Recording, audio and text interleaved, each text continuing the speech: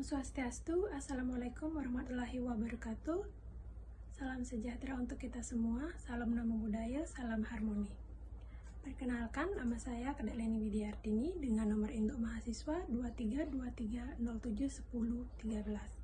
Di sini saya akan memaparkan materi mengenai pengertian filsafat, cabang, dan karakteristiknya. Baik, saya akan mulai pemaparan materi mulai dari pengertian filsafat.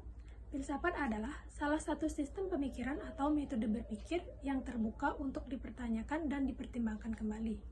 Filsafat adalah sebuah pertanyaan dan bukan sebuah pernyataan. Secara praktis, filsafat merupakan salah satu bentuk aktivitas berpikir. Istilah filsafat berasal dari bahasa Yunani atau Grek Yunani yang berasal dari kata philos dan sophia. Philos artinya kegembiraan, cinta, kesukaan, dan sophia artinya kebijaksanaan atau kebenaran dan kebijaksanaan. Filosofia berarti cinta atau kesukaan, kesenangan pada kebenaran atau kebijaksanaan, dan kearifan. Secara Arabiah, filsafat mengacu pada pencarian kebenaran yang tak kenal lelah dan penerapannya yang tepat dalam kehidupan kita. Filsafat sering diibaratkan sebagai ibu ilmu pengetahuan atau the mother of science, karena filsafat seolah-olah mampu menjawab pertanyaan tentang sesuatu atau segala sesuatu, baik yang berhubungan dengan alam semesta maupun manusia dengan segala permasalahan dan kehidupannya.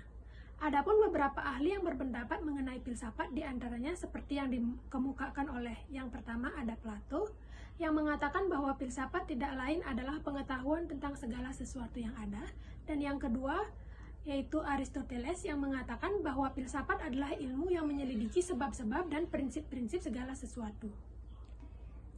Para ahli filsafat membagi cabang-cabang filsafat menjadi 6 kelompok, yaitu meliputi yang pertama filsafat metafisis atau filsafat metafisika, di mana filsafat metafisika ini merupakan filsafat yang luas karena keberadaannya mencangkup segala sesuatu yang ada di alam semesta.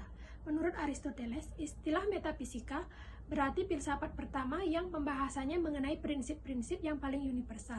Metafisika menyajikan pandangan komprehensif tentang segala sesuatu yang ada, seperti hubungan antara akal dan materi, hakikat perubahan, makna kebebasan, kehendak, keberadaan Tuhan, dan kehidupan setelah kematian.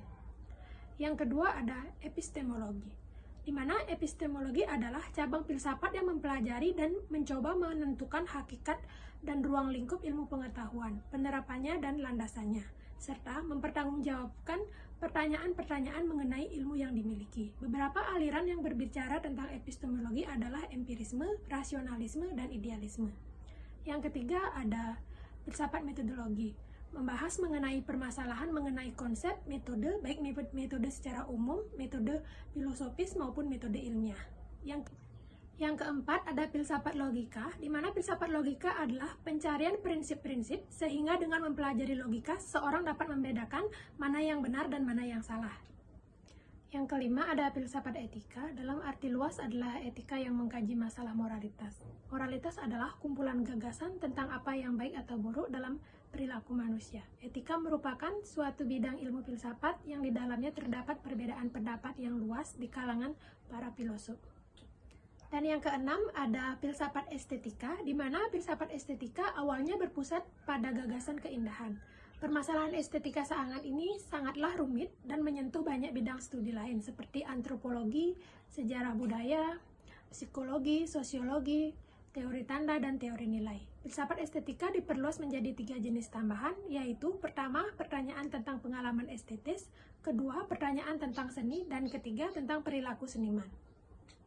Yang selanjutnya ada karakteristik dari filsafat, di mana karakteristik ini dikemukakan oleh beberapa ahli, di mana yang pertama ada menurut Zainal 2014, ciri filsafat dibagi menjadi 3 karakteristik yang terdiri dari yang pertama ada ekstensif, dilihat melalui luasnya cangkupan atau kelengkapan objek kajian yang dilibatkan.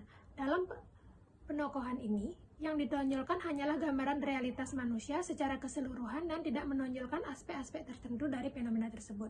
Yang kedua, intensif, yaitu filsafat merupakan kegiatan intelektual yang menggali inti, hakikat akar dan struktur dasar yang mendasari segala realitas. Yang keempat, Yang ketiga, ada objek atau benda-benda yang bisa ditemuinya tidak terlalu menimbulkan pertanyaan dan adanya kemungkinan-kemungkinan yang tidak diketahui.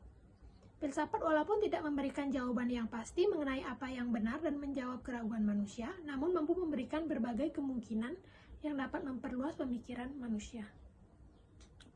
Selanjutnya ada menurut dari Gasalba, yaitu tahun 1976, karakteristik berpikir filsafat adalah yang pertama ada radikal, yaitu pemikiran yang sangat mendalam sampai ke akar-akarnya dengan berbagai akibat dan tidak terkait pada pemikiran filsafat yang bersifat umum, sistematik, dan universal. Yang kedua, sistematis, artinya berpikir secara teratur dan logis dalam rangkaian yang rasional dan dapat dipertanggungjawabkan. Langkah berpikir yang sistematis selalu bergerak selangkah demi selangkah dengan penuh kesadaran. Yang ketiga ada universal, artinya berpikir secara keseluruhan, tidak hanya pada bagian tertentu yang terbatas.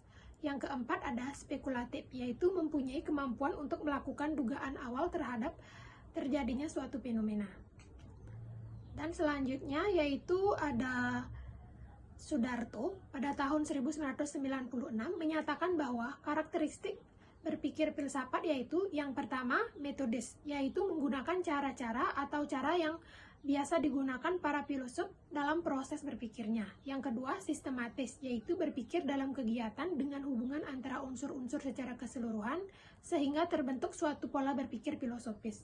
Yang ketiga koheren, yaitu antara unsur-unsur yang dipikirkan tidak terjadi pertentangan dan tersusun secara logis. Yang keempat, rasional, yaitu berdasarkan kaidah berpikir yang benar dan logis, serta sesuai dengan kaidah logika.